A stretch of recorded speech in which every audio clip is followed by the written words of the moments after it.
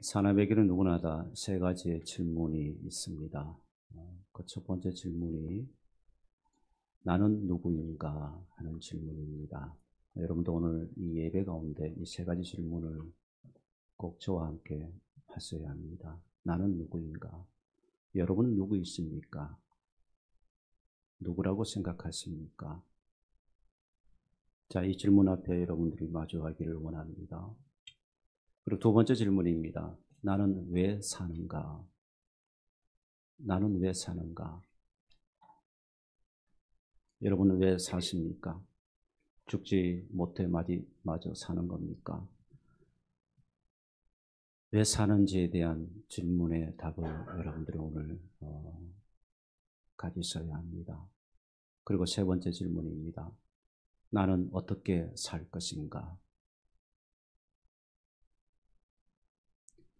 이 세 가지 질문에 대한 답을 주님께서는 그의 공생에 시작할 때에 사단이 그에게 와서 시험할 때에 그 답을 주셨습니다.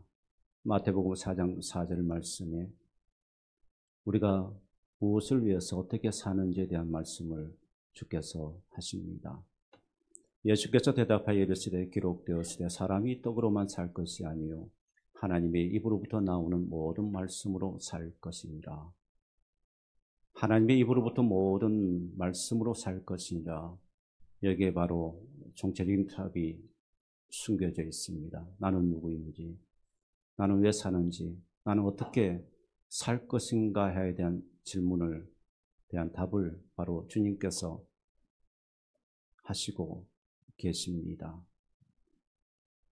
동일하게도 오늘 말씀 가운데도 여러분 바로 이 부분을 우리에게 다시 한번 언급해 주고 있고 우리에게 확증해 주고 있고 확인시켜 주고 있습니다.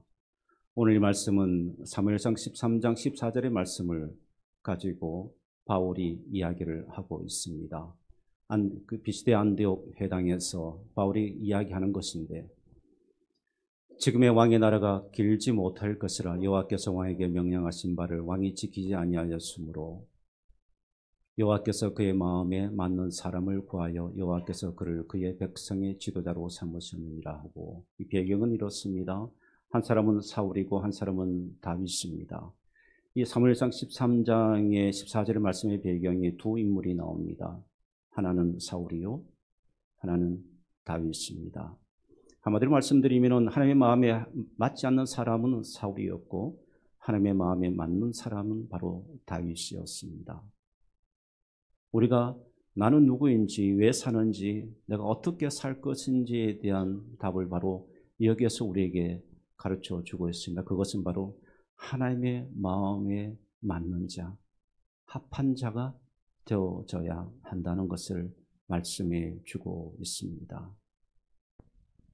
사랑하는 여러분, 우리가 예수 그리스도를 믿고 우리가 구원을 얻었다고 하면 우리에게 응당이 우리에게 찾아오는 고뇌가 있습니다. 그것은 무엇인가 하면 내가 하나님의 마음에 맞는 자로 내가 살아가고 있는가 살고 있지 않는가. 만약 여러분들에게 이런 고뇌와 고민이 없다면 여러분들 구원에 대한 부분에 대해서 다시 한번 질문해야 합니다. 우린 구원에 대한 질문에서 쉽게 대답하는데 Yes, I do. 나는 구원받았습니다. 그러나 과연 그럴까요? 과연 그럴까요? I am born again. 나는 구원을 얻었습니다. 나는 구원받은 자입니다. Really? 그렇습니까? 정말 그렇습니까? 정말 구원을 얻은 자일까요? 왜냐하면 구원을 얻었다고 해서 구원을 받은 자는 다르기 때문입니다. 그 다름이 무엇일까? 삶에 살아가는 가치, 삶을 지향하는 목적, 왜 사는 것에 대해서 어떻게 사는 것에 대한 부분이 다르다는 것입니다. 그것이 여러분 지금까지 인류 가운데 주께서 임하셔서 주께서 감동해서 하나님께서 감동시켜서 구원의 그 반열에 섰던 모든 사람들, 역사 속에 있었던 사람들의 믿음의 선배들이 바로 우리에게 증언해 주고 있는 것입니다. 구원을 받았다는 것은 이런 삶이야. 구원의 은혜를 가졌다는 것은 바로 이렇게 살아가는 것이야. 성경에 보면 여러분 약 2,600명 이상의 인물들이 등장합니다. 근데 사람들은 이 논쟁하기를 좋아하는 사람들, 지식으로 성경을 이해하려고 하는 사람들은 제가 성경의 인물이 2,600명이다 그러면은 따지려고 하는 분들이 계세요. 얼마나 우스운 얘기인지 모릅니다. 어떤 관점과 어떤 기준을 따라서 보느냐에 따라서 2,600에서 2,800명 정도의 유동성이 있습니다. 그런데 그것이 마치 틀린 것처럼 이렇게 아규하려고 하는 분들이 계세요. 어떤 기준과 스탠다드를 가지고 성경의 인물을 카운트하느냐에 따라서 다릅니다. 대략적으로 2,600명 이상의 인물들이 등장합니다. 거기에 보게 되면 참 안타까운 분들도 있죠. 아픔을 주는 분이 있고 고통을 느끼게 하는 분들이 있고 또 어떤 분들은 분노 유발자도 있습니다. 그러나 그 가운데 어떤 분들은 선한 도전과 선한 영향력을 끼친 분들이 있습니다. 선한 도전을 주고 선한 영향력을 끼쳤던 사람들이 대부분 가장 근원적인 차이가 있습니다. 그것이 뭔가 하면 하나님을 믿고 예수 그리스도를 믿음으로 인해서 그들에게 구원이 있었다는 사실, 그리고 안타까움과 좌절과 그런 마음을 주었던 사람, 그분들에게는 바로 그 출발의 근원적인 출발이 없다는 사실을 우리는 볼 수 있어야 합니다. 사랑하는 여러분, 나는 누구인가? 왜 사는가? 어떻게 살 것인가? 거기에 가장 근원적인 질문이 있습니다. 나는 구원받은 자인가? 나는 구원의 은혜를 얻은 자인가? 그렇다면 무엇인가 다른 것이 있을 텐데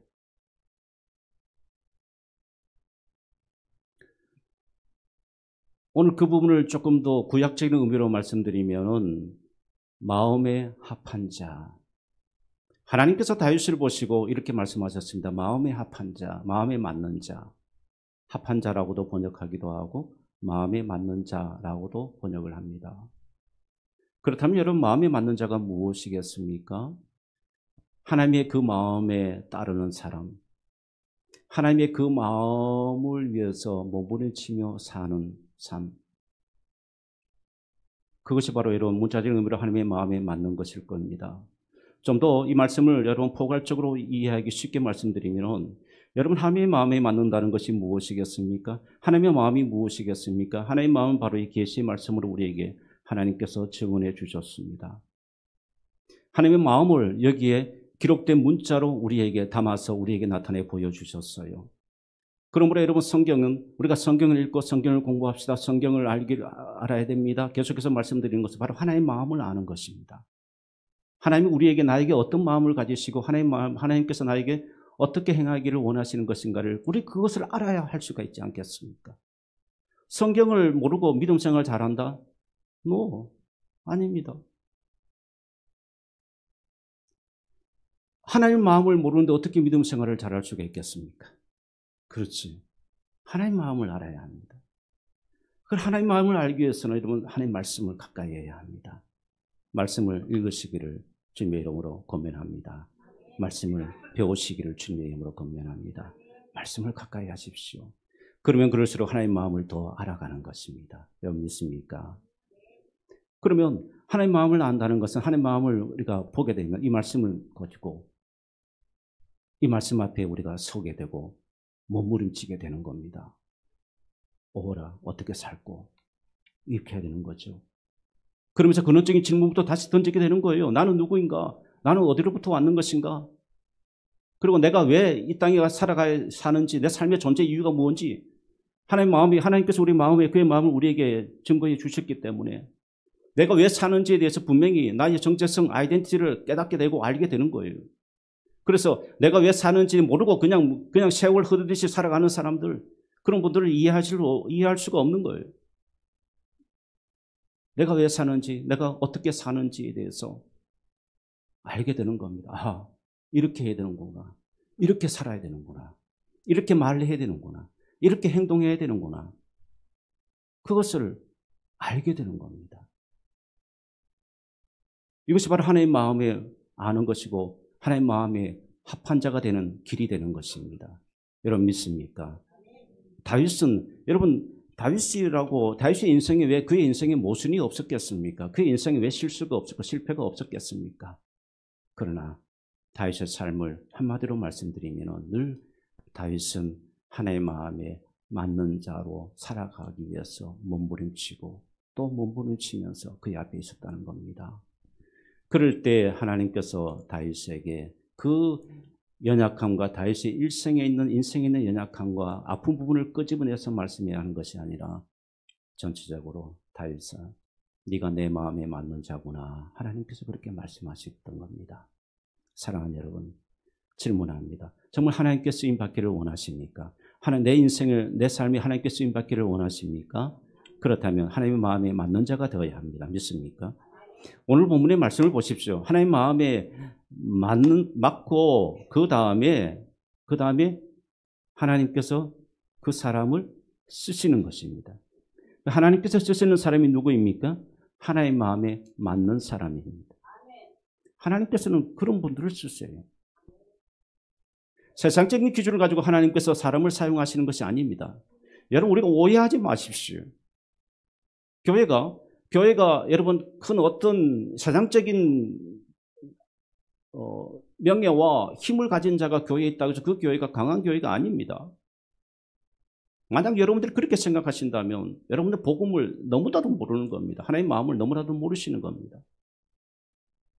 하나님이 사용하시는 사람은 세상의 기준이 아니라 스탠다드가 아니라 하나님의 마음의 기준인데 그 말이 뭡니까? 하나님의 말씀 앞에 서려고 하고 몸부림치고 순종하기를 원하고 그런 분들을 하나님께서 쓰시는 것입니다. 다윗이 여러분 위대해서 쓴 것이 아닙니다. 이 말씀을 하나님께서 다윗에게 내 마음에 맞다라고 이야기할 때 다윗이 어디에 있었습니까? 그의 일생 가운데 여러분 높은 곳에 있을 때였습니까?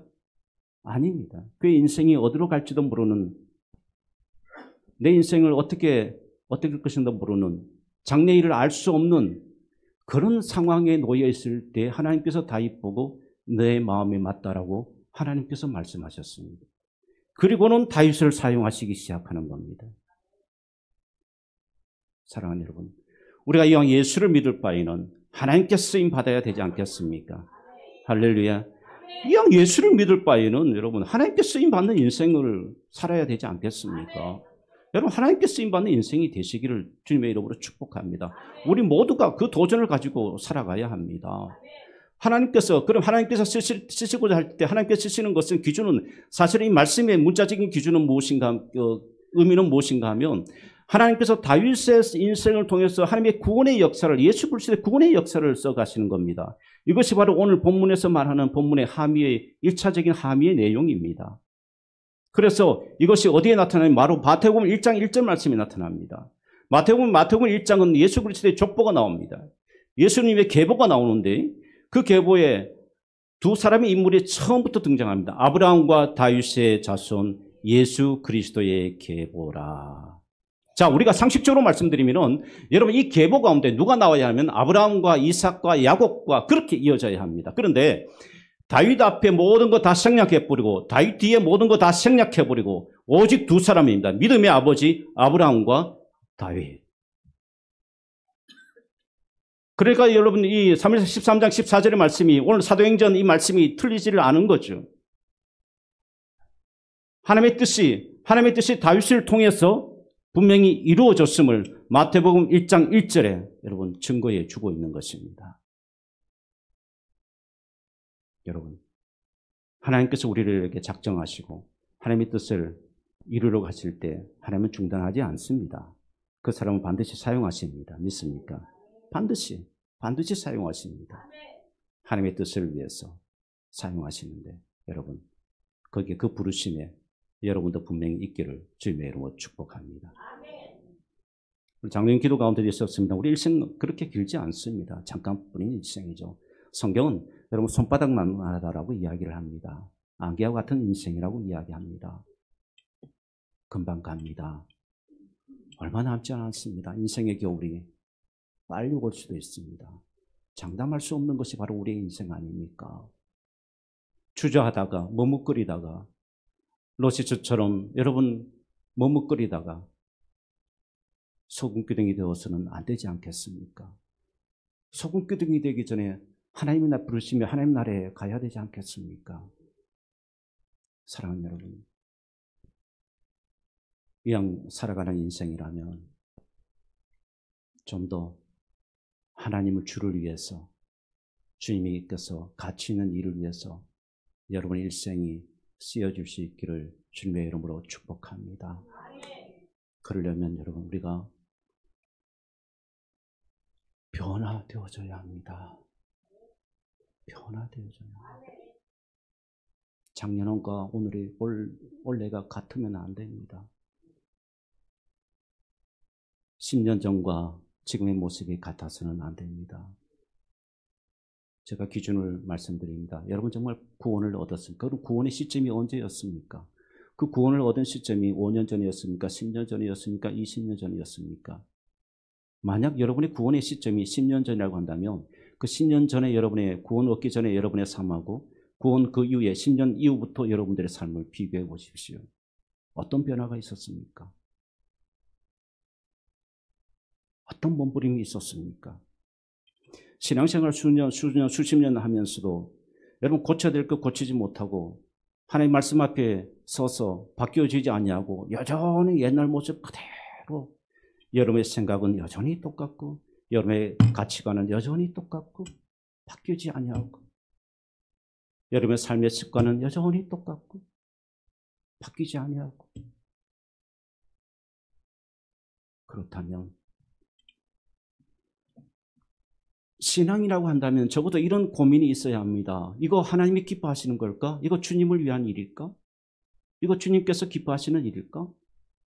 내가 말하는 행동과 내가 말하는 것이 이것이 주님이 기뻐하시는 일일까? 주님께서 원하시는 일일까? 하나님께서 기뻐하시는 것일까? 이런 질문 가운데 여러분 이거 고치지 아니하면 늘 똑같습니다. 그저 연륜만 자랑할 뿐이지 변화를 내 삶 가운데 가져올 수가 없습니다. 오늘 지나면 오늘은 안 옵니다.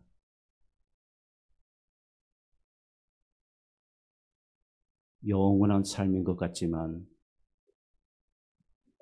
얼마 남지 않았습니다. 얼마 남지 않았어요.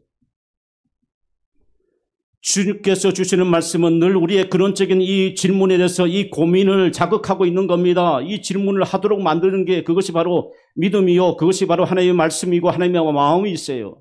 하나님의 마음은 늘 우리에게 부딪혀서 이런 질문을 하게 하고 이런 고뇌를 하게 만듭니다. 그런데 우리는 다 닫아버려요. 다 닫아버리고 아무런 자극도 아무런 느낌도 없어요. 여러분, 그러면 우리는 하나님께서 기뻐하시는 일을 할 수가 없습니다. 하나님 말씀이 나에게 부딪히고 하나님 말씀이 오라 통제라 난 어쩌할꼬, 바울처럼 고뇌하고 내가 어떻게 하면 하나님께서 기뻐하실고. 어제 저는 어떤 분과의 대화에서 확신했어요. 그거 고민하자는 겁니다. 그거 고민하고 기도합시다. 그러니까 바로 바뀌었어요. 이게 바로 능력입니다. 이게 말씀의 변화의 능력이고 우리 안에 일어나는 하나님의 능력입니다. 우리는 이것을 자꾸 경험해야 합니다. 믿습니까? 우리는 내 가치가 기준 속에 자꾸 갇혀있지 말고 우리 말씀이 나에게 다가오고 말씀이 부딪힐 때에 그 말씀에 따라서 바꿔야 합니다. 바꿔야만 우리가 변화되고 하나님이 기뻐하신 일을 할 수가 있는 것입니다. 우리에게 이런 일이 일어나기를 주님의 이름으로 축복합니다. 사랑하는 여러분, 요한복음 2장에 보면 가나의 혼인잔치의 기적의 사건이 나옵니다. 이 요한복음 2장에 나오는 가나의 혼인잔치는 예수님께서 이 땅에 오셔서 가장 맨 처음으로 기적의 사건을 베푸신 것이 바로 가나라는 곳의 혼인잔치였습니다. 이 가나에서 혼인잔치가 있었는데 예수의 어머니 마리아, 예수님이 초대되었고 예수님의 제자들도 요한복음 2장에서 그렇게 기록하고 있습니다. 예수의 제자들도 초대받았다라고 말씀합니다. 그 가나의 혼인잔치가 이제 막 무르익고 이루어질 때 불행하기도 포도주가 떨어졌습니다. 고대 근동지방의 포도주는 생명과 같은 것입니다. 물과 같은 것이죠. 없어서는 안 될 것이고, 그 결혼식이 좋았다라고 평가할 때 포도주를 어떻게 준비했느냐에 따라서 평가 기준이 달라질 정도로 포도주는 너무나도 소중한 것입니다. 그런데 그 포도주가 떨어졌으니 얼마나 당황스럽겠습니까? 그때 주님이 어머니의 말씀을 듣고 요청에 따라서 하인들에게 지시를 하죠. 그 어머니가 이야기합니다. 물을 넣어서 항아리에 부어라. 그리고 항아리에 있는 물을 갖다 주어라. 이것뿐입니다. 이것뿐이에요. 저는 가나의 혼인잔치의 기적의 사건 속에서 저는 이 하인들을 보고자 합니다. 그 하인들.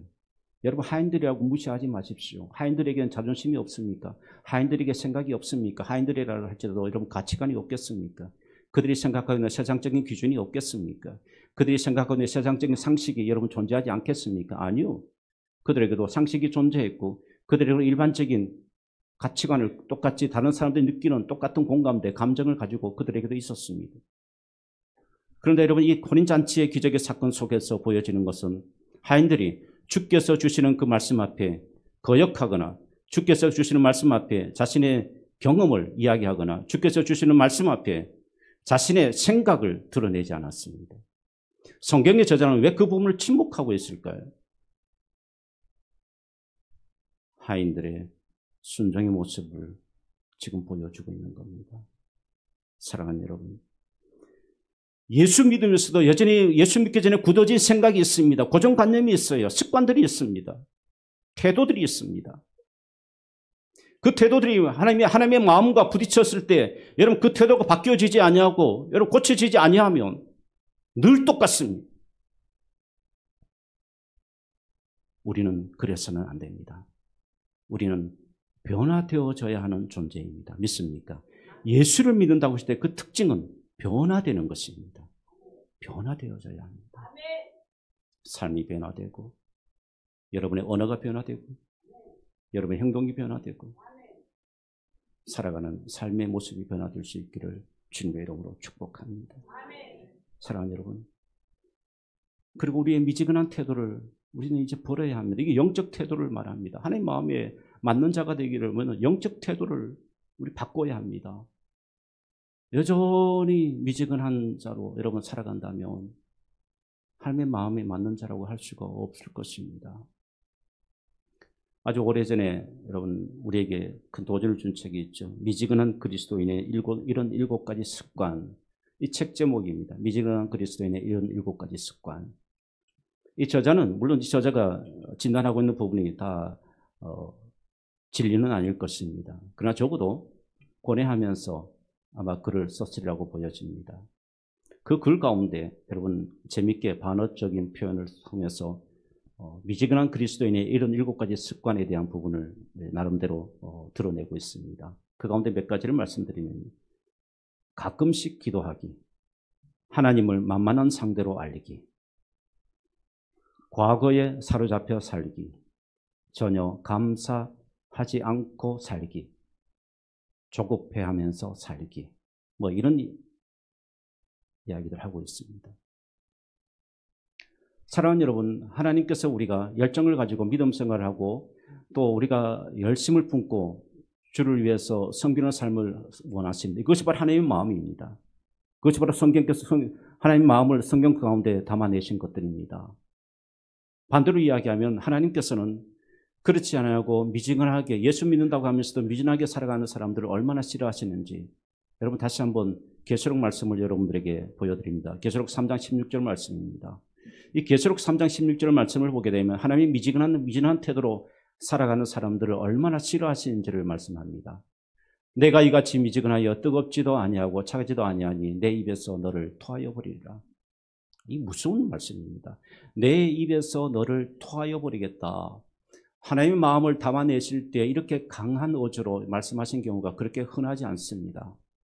그런데 이 표현이 어디에서 사용되고 있냐면 미지근한 그리스도인들을 향해, 미지근한 사람들을 향해서 이 표현이 사용되고 있다는 부분을 주목하셔야 합니다. 얼마나 하나님께서 그런 태도를 싫어하시는지에 대해서 우리에게 말씀해 주는 겁니다. 토하여 버리겠다. 여러분, 하나님의 마음을 아셨죠? 하나님의 마음을 아셨습니까?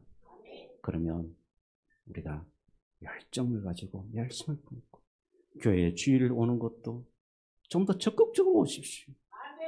하나님을 사모하며 말씀을 사모하며 기대하며 사람을 만나고 사람의 생각으로 오시지 마시고 의무적으로 무엇을 해야 된다 생각하고 그 생각하지 마십시오. 다 쓸데없는 생각입니다. 그저 하나님을 만나고 하나님께 예배자로 나아간다. 그 마음으로 하나님께 나와서 예배자로 서십시오. 그것보다 더 중요한 게 어디 있겠습니까? 봉사도 그 다음이고 다른 성김도 다 그 다음입니다. 하나님께 예배자로 나오시오. 예배에 대한 간절한 소망, 간절함을 가지고 여러분 주님께 나오셔야 합니다. 믿습니까? 사랑하는 여러분, 우리의 삶의 이 열정이 다시 회복되시길 축복합니다. 24년에 또 달라지기를 축복합니다. 우리에게 해야 될 일이 얼마나 많습니까? 장로님 기도 가운데 있었지만 여러분, 우리 이 건축의 문제, 저는 어떨 때는 강단에서 기도하게 되면 어떻게 하나님께서 이루어 가실까를 건축의 여러 다른 사례들, 우리 교단에도 이 재건축 과정 속에 놓여 있었던 교회들이 실패된 함도 많이 있어요. 그래서 아예 공동체 자체가 완전히 무너진 교회도 있습니다. 그런 교회들의 이야기를 들으면 막 근심이 생기고 두려움이 생겨요. 그런데 어떤 경우에는 저도 모르는 이 환희, 하나님께서 이루어 가실 것을 기대하고 소망하는 그 마음, 그럴 때는 막 충만합니다. 얼마나 충만한지 모릅니다. 여러분 한번 같이 상상해 보십시오. 우리가 세워질 그 땅, 그 지역에서 이 청량리 일대를 다 커버하게 됩니다. 여러분, 그 건축이 우리가 지금 당회에서 기도하고 준비하고 있는 그 건축이 이루어지게 되면 외적으로는 저희 교회보다 좋은 건물이 없어요. 이 일대는, 이 청량리 일대. 우리가 거기에서 하나님의 복음을 담고 하나님의 말씀을 담고 세상을 향해서 우리가 나아갈 수 있다면 놀랍게 하나님께서 행하실 것입니다. 그 일을 기대해 보십시오. 그 열정, 그 열심을 가지고 여러분, 우리가 도전하는 교회가 되어야 될 줄 믿습니다. 미진하는 그리스도인 한 분도 없기를 원합니다. 우리가 함께 열정을 품고 우리가 뜨겁게 찬송하고 뜨겁게 기도하고 뜨겁게 말씀 앞에 서고 우리가 당당하게 사단 원수마귀와 싸워가는 그런 교회가 될 수 있기를 주님의 이름으로 축복합니다. 그리고 여러분, 우리가 하나님 마음에 이렇게 합한 마음에 맞는 자로 살기 위해서는 좀 더 우리가 헌신이 필요합니다. 좀 더 헌신하십시오. 여러분, 헌신하기 힘드시죠? 예, 압니다. 왜냐하면 당연합니다. 늘 내가 예수 안에 있지 않기 때문에 힘들 수밖에 없습니다. 그러나 내가 예수 안에 있게 되면 힘들지 않습니다. 왜냐하면 예수 안에 있게 된다는 것은 내가 낮은 곳에 가는 곳이게 됩니다. 내가 높은 자리가 아니고 낮은 곳입니다. 주님은 제자들의 발을 씻게 되면서 주님은 지금까지 여러분, 복음의 핵심이 무엇입니까? 복음은 십자가고 그 십자가는 여러분 영광의 자리입니까? 아닙니다. 십자가는 영광의 자리가 아닙니다. 머리가 되는 자리가 아니에요. 교회에서는 계속해서 머리가 되라고 여러분 가르치고 있는데 그 잘못된 가르침이에요. 머리가 되려고 가르치면 그 복음을 모르는 교회입니다. 복음은 낮은 곳으로 임할 수 있도록 그것이 복음입니다. 그러므로 여러분 그곳에 가는데 더 어떤 것이 더 우리를 힘들게 하는 것이 내가 말씀으로 낮은 곳에 있는데 다 견디고 이기고 넉넉히 이길 수 있습니다. 믿습니까? 사랑하는 여러분, 복음 안에서 예수 안에서 좀 더 우리가 하나님께 헌신되어진 삶을 살기를 원합니다. 로마서 11장 36절 말씀에 모든 것이 다 주께로부터 왔습니다. 이는 만물이 주에게서 나오고 주로 말미암고 주에게로 돌아갑니다. 그에게 영광이 세세 있을지어다. 할렐루야. 다 이 말씀 인정하면, 이 말씀을 인정하면 다 되는 겁니다. 이 말씀을 인정 못하니까 그런 거죠. 돈에 대해서 인정 못하고, 다른 것에 대해서, 명예에 대해서 인정 못하고, 세상적인 것에 이 말씀을 인정 못하니까요. 헌신이 못 되는 겁니다. 그러나 감사하게도 우리 교회 가운데 이 말씀을 앞에서 인정하고 고백하고 그런 삶을 살아가는 사람들이 점점 많이 일어나고 있다는 사실, 하나님께서 이것이 바로 우리 교회를 향한 하나님의 지금 징조, 쓰시고자 하는 징조라는 것입니다. 이런 분들이 많이 더 일어나기를 주님의 이름으로 축복합니다. 제가 어느 분의 이번 주에 장례식에 다녀왔습니다. 처음 와서 조문하고 그리고 마지막 날 발인할 때 발인 예배도 갔습니다. 새벽 기도를 그날은 급히 마치고 아마 새벽 기도 오신 분들은 저 목사가 왜 급히 저렇게 가나 그러셨을 겁니다. 발인 예배에 참석하기 위해서 급히 새벽 기도를 인도하고 갔습니다. 발인 예배를 드리는데 이제 설교자가 예배 인도자, 설교자 다 순서대로 이제 하게 됐고 마지막에 유족 대표가 나와서 이제 인사하는 시간이 있었습니다. 그 인사를 하는데 제가 핸드폰을 꺼집어내서 하나의 영상을 보여주었습니다. 그 영상을 보여주었는데 조금 그 녹음이 아무래도 그 고인께서 마지막 임종 마지막에 가족을 다 모아놓고 그 마지막의 부분을 찍은 겁니다. 찍었는데 아들이 아들 하나 딸 둘이었는데 이렇게 묻습니다. 그 영상 가운데 아버지 우리에게 하신 말씀 마지막으로 우리에게 주신 말씀이 무엇이에요? 꼭 해주세요. 그렇게 물었어요. 그러면서 다 꺼져가는 목소리로 아주 희미한 목소리로 그렇게 그분이 말했습니다. 잘 살았다. 너희는 더 잘 살아라. 두 말씀입니다. 잘 살았다. 너희는 나보다 더 잘 살아라. 자, 그분의 삶을 모르는 분들은 세상적인 의미로 받아들일 수가 있습니다. 평안하게, 부유하게, 엔조이 하면서, 즐길 거 즐기면서, 돌아다닐 거 다 돌아다니면서, 그렇게 잘 살았다. 그 말씀이겠구나라고 오해하실 수가 있습니다. 그런데, 거기에 참여한 모든 분들은, 그 발인에 참여했던 한 40-50명이 되는 분들이, 그 모든 분들이 그 말씀의 의미가 무엇인지를 알고 있었습니다. 잘 살았다. 잘 살았다의 의미가 알고 있었다는 겁니다. 그분은 늘 말씀 안에서 고뇌하고 고민하고 하나님의 마음이 무엇인가를 고뇌하면서 그렇게 산 분입니다. 성결교 교단장들이 모든 총회장들이 그분에 대해서 증언하고 한 성결교 대학인 서울신학대학의 총장이 왔어도 그분의 삶에 대해서 증언하고 그분이 잘 살았다는 삶이라는 것은 바로 그거였습니다. 하나님의 마음에 합한 자로 고뇌하며 또 고뇌하며 살았다. 여러분 그것이 잘 산 삶이 아니겠습니까?